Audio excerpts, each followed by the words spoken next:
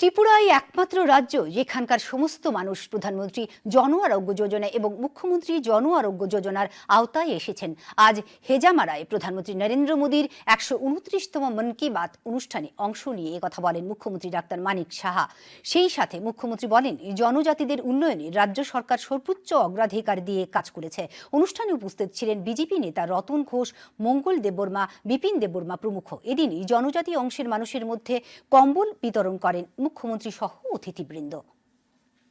ত্রিপুরা একমাত্র রাজ্য যেখানে সারা ভারতবর্ষের মধ্যে যে 100% এখানে এই মুখ্যমন্ত্রীর জন আরোগ্য যোজনা হওয়ার পর, মাননীয় প্রধানমন্ত্রীর জন আরোগ্য যোজনা হওয়ার পরে সেখানে কিন্তু আজকে এখানে ফুল এ টু জেড মানুষ 40 লক্ষ লোক যদি আমরা ধরি, 40 লক্ষ লোক আজকে এই জন আরোগ্য যোজনায় কাভারে যাচ্ছে।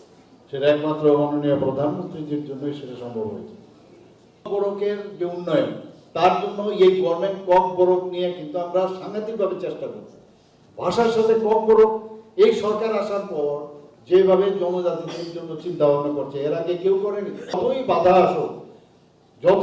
আসুক জনজাতিদের উন্নয়ন আমাদের করতে হবে, লাস্ট মাইল অব্দি।